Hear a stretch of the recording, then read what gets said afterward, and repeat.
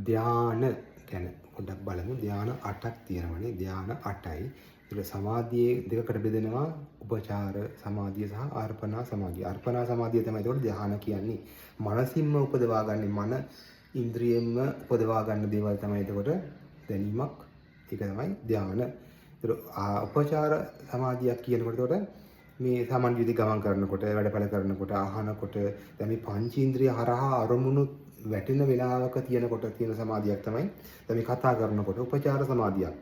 එතන තියෙන අර්පණා සමාධිය කියන්නේ මනසම විතරක් එකම අරමුණකට මනසම විතරක් ගන්න එක තමයි සමාධිය. එතන සමාධිය අංග තියෙනවා. සමාධියට එතන සමාධිය අරමුණු කරන ඒ සමාධිමත් සිත අරමුණු කරන ඒවා මොනවද අරමුණු කරන්නේ? එක විතක්ක, විචාර, ප්‍රීති, සුඛ, ඒකාග්‍රතාව. මේ පහ තමයි ඒතොර ඒ අරමුණු විදියට ගන්න ඒ ධ්‍යාන සිත. ධ්‍යානය මනසින්ම ගන්න සිත. දැන් මේ ධ්‍යාන අංග උපචාර වගේ සමාධියක නම් මේ වෙන්වෙන්ව තියෙනවා කියලා තමයි කියන්නේ. දැන් කේතුවක් වගේ නම් මෙහෙම තියෙනවා එකටම තියෙනවා නම් ධ්‍යානයකදී මේ විසිරලා තියෙන මේක එකක් පස්සේ එකක් වගේ මේ පහ වෙනම තියෙනවා. උපචාර සමාධියකදී ඒක තේරුමක් නෑ තාවම. තේරෙයි. මෙහෙම කරනකොට තේරෙනවා. උත්සාහ කරනකොට වැටෙනවා. තමන්ට පුළුවන් තරමටම උත්සාහ කරන්න. ඒ ඉන්ද්‍රිය ධර්ම සමබර කරගනිමින් ශ්‍රද්ධා, වීරය, සති, සමාධි, ප්‍රඥා මේ ඉන්ද්‍රිය සමබර කරගනිමින් මේ පහටම අවධානය දෙමින් කරන්න.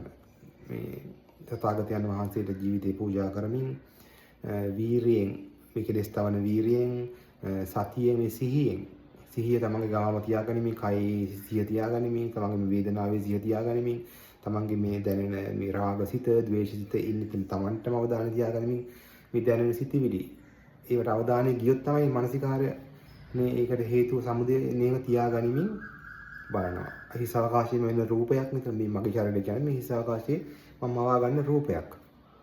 ඉන්නේ ඒක ධම්ම.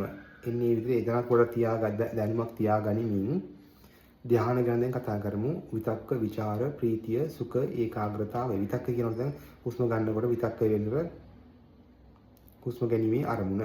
එන්නේ දැනෙන තැන දැනෙන ස්ථානයකට මානසික මේ ප්‍රතිනිර්මාණයක් නැතුව තියෙන භෞතිකය ගැන කිසිම අවබෝධයක් කෙලින්ම ගන්නවා නෙමෙයි. මනසින් ගන්න නාමයක් තමයි. මනසින් ප්‍රතිනිර්මාණයක් තමයි. මනසින් ගන්න අරමුණක් ආරම්මණයක් විදිහට තමයි එන්නේ. කාය ආරම්මණයක් විදිහට රූප පොට්ටබ්බ ආරම්මණයක් විදිහට හුස්මට අවධානය දුන්නට පස්සේ දැන් මෙතන විතක්කේ තියෙන ਵਿਚාරයකුත් තියෙනවා. දැන් හුස්ම දිගට යනවා, කෙටියෙන් යනවා. ඒ වගේ එතන ਵਿਚාරයකුත් තියෙනවා. ඊට පස්සේ සුඛ ප්‍රීතියක් තියෙනවා. මානසික වශයෙන් තමට දැනෙන දෙයක්. තමට දැනෙන හැඟීමක් තියෙනවා. මානසික ප්‍රීතිය. සුඛ කායික වශයෙන් මේ දැනෙන සුඛයක් තියෙනවා. ඒකත් කායික දෙකම මේ කය හරහා තමයි දැනෙන්නේ. වෙන තැන පිට තියෙනවා නෙමෙයි. මේ ප්‍රීතියවත් සුඛයවත් පිට තියෙනවා නෙමෙයි. සුඛය, ඒකාග්‍රතාවය කියනකොට සිත එකඟ වෙනවා කියන්නේ ඒකාග්‍රතාව චෛතසිකයක් කියලා කියනවා. ඒක තමයි අරමුණු කරන්නේ. ඒතර එකඟ වෙනවා ඉතින්ට ඒකාග්‍රතාව අමින විදිහට එකක් අයින් කරගන්න. ඒතර විතක්කේ අයින් කරගත්තා පස්සේ ਵਿਚාරය තියෙනවානේ. ඒතර නානා අරමුණු වලට යන්නේ නැතුව එතනම ਵਿਚාර වෙන ස්වභාවයක්. එකම අරමුණ ਵਿਚාර වෙන ස්වභාවයක් තියෙනවානේ. විතක්කේ අතෑරියා. ਵਿਚාරයට ගියා. විචාරයට අතෑරියා. ප්‍රීතිය ප්‍රකට කරගත්තා. ප්‍රීතිය තියෙනවා. ප්‍රීතියෙන් පස්සේ ප්‍රීතියක් දැන් බරයි කියලා අතෑරියා. සුඛය තියෙනවා. දැන් කායික වශයෙන් සුඛයක් තියෙනවා. සුඛ ද මානසික වශයෙන් ඉතිවිච්ච එක අතෑරියා. එතෙන්ට රාග ද්වේෂ මොහ හට ගන්න බෑ ප්‍රීතියෙන් පස්සේ. මොකද ඒක අතෑරියනේ. හට ගන්න මේක ගොඩක් මේ යටපත් වෙනවා.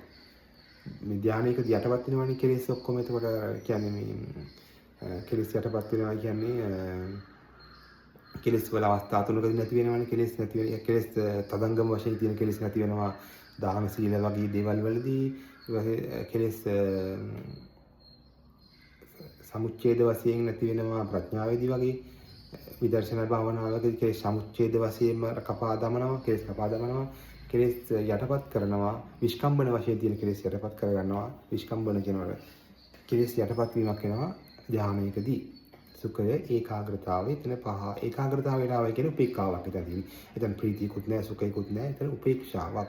ඉතින් එතනත් අතහරිමින් උපේක්ෂාවෙත් ඉඳගෙන එතනත් අතහැරීමක් කරමින් මේ ආකාශිත විතර මොකද ආකාසානං ඡායතනය පස්වෙනි ධානය අරූපාවචර ධාන හතරටම රූපේ සම්බන්ධයක් තිබුණා.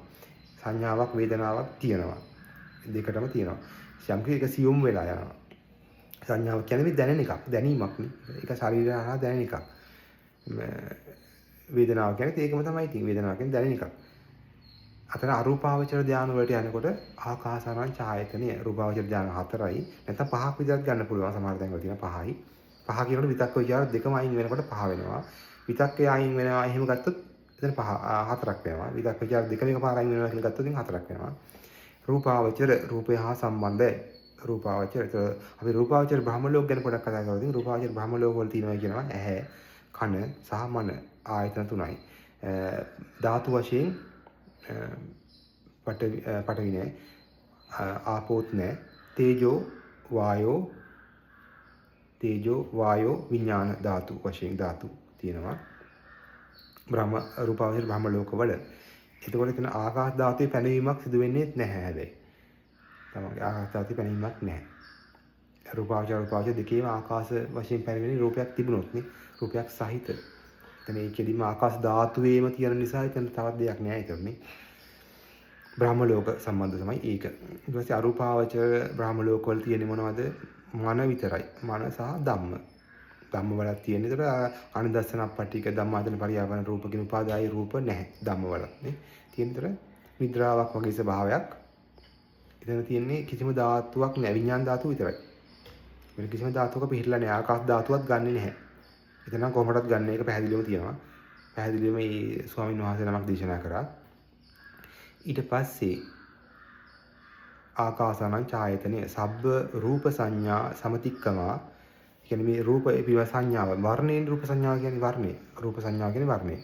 ඒ වර්ණේ පිළිබඳ සියලුම හැඟීම් අයින් කරලා වර්ණයේ හැඩය පිළිබඳ සියලුම හැඟීම් අයින් කරලා ඒක සමතේකටපත් කරලා රූප සංඥා සමතික්කමා සබ්බ පටිඝ සංඥා අත්තංගම. දැන් මේ කායයට යමක් දැනෙනවා නම් මේ කායයට දැනෙන එක තමයි පටිඝ සංඥාව කියන්නේ. ගෑවෙනකොට පටිඝ සංඥා. මේ ඇතුලින් දැනෙනවා නම් එකක් කායයටනේ. ඉන්නේ සබ්බ පටිඝ සංඥා අත්තංගම අතහැරලා. අත්තංගම කියන්නේ අස්තයට ගියානේ අතහැරියයි. අත්තංගම ආකාසං අනන්තං. ආකාශය අනන්තයි. අනන්තයි කියන්නේ ඒකට සීමාවක් නැහැ. ඒක අර සංඥාවකින් ගන්න නැහැ. අනන්ත ආකාශය කියලා මේ අරමුණු කරන සිත තමයි ඒතර ආකාසානං ඡායතනය වෙන්නේ. හිත. ආකාශය අරමුණු කරන හිත. හිස් අවකාශය අරමුණු කරන හිත. දැනීම. එතරම් ආකාසානං ඡායතනය. ඒක තමයි එතන අරූපාවචර මට්ටමට ඒ කෙනාට එතන තමයි යන්න පුළුවන්. ඒ වගේ තැනක ආයි උපතක් තියෙනවා. දීර්ඝ කාලයකින් පස්සේ නැවතත් ආයෙත් එන්න වෙනවා. විඥානං ඡායතනය. මේ විඥානය කියන එක සම්බන්ධව කාලය හරහානේ කාලය කියන එක සම්බන්ධයෙන් දැනීම පවතින කාලයක් තියෙනවානේ. විඥානය දැන් මෙතන තියෙනවා නම් මොනවා හරි දැන් ආකාශය අරමුණු කරන හිත. ආකාශය තමයි ඒතර අරමුණ. විඥානය දැනීම ඒක අනන්තයි. මේ විඥානයත් මෙහෙම පවතින්න පුළුවන් නේ අනන්තයක් විදිහට පවතින්න පුළුවන්. ඒකත් ඉවරයක් නෑ කෙලවරක් නෑ. අතන ආකාශය දැන් කෙලවරක් නෑ වගේ උඩට පහළට කොහෙට ගියත් එතන තියෙන දේවල් අනුව ඉතින් අපි ආකාශය තමයි බලන්නේ. දැන් මම ෆෝන් එක දිහා බලනවා නෙමෙයි ආකාශය දිහා තමයි බලන්නේ. මේ විඥානය දැන් මේ ගමන් කරන කාලය මේ දැනීම මම දැනීමට තිබ්බත් ඒකත් අනන්තයි. ඒකත් කෙලවරක් නෑ. විඥානය අනන්තයි. විඥානං අනන්තං. ඒකට ආකින්ඥායතනේ නත්ති කිංචි කිසිවක් නැහැ. ඕලාරික කිසිවක් නැහැ. ඔක්කොම මනෝමය දේවල් තමයි ඔක්කොම තියෙන්නේ. මේ වේදනාව කියන එකට දැනීම කියන එකට ඒකත් මනෝමයෙන් හටගත්ත දෙයක් විතරයි. ඉතින් නෑ කිසිවක් නැත. අනත්ති කිංචි. නේව සංඥා නා සංඥායතනය. දැන් මේ බැලුමක් පුම්බනවා හකුලනවා. පුම්බනවා හකුලනවා. අන්න ඒ වගේ සංඥාවක් නැහැ. හට ගන්නවා. ආයිත් නැහැ. ආයිත් හට ගන්නවා. අන්න ඒ විදිහට මොනම හරි දෙයක් දැනෙනවා නම් සංඥාවක් වේදනාවක් සියුම් වශයෙන් දැනෙන ස්වභාවයකට හිත තියාගෙන ඒක ඉන්න පුළුවන්. නේව සංඥා නා සංඥායතනය. ඒතර අෂ්ටමපදයෙන් පස්සේ තව කෙනෙකුට ඕන නම් සංඥා වේදිත නිරෝධය. මේ සංඥා වේදිත නිරෝධය කියන්නේ මේ සංඥාව සම්පූර්ණයෙන්ම අතහැරලා වේදනාව සම්පූර්ණයෙන්ම අතහැරලා සංඥාව කියන්නේ තමයි දැනීමක්. සංඥා දැනීමත් අතහැරලා වේදනා දැනීමත් අතහැරලා සියලුම දුක්ඛයෙන් නිරෝධ සමාපත්තියට සම්බන්ධින්න පුළුවන් අනාගාමී කෙනෙකුට හැරෙන්න වෙන කෙනෙකුට බෑ. අනාගාමී කෙනෙකුට තමයි එහෙම පුළුවන් කරගන්න.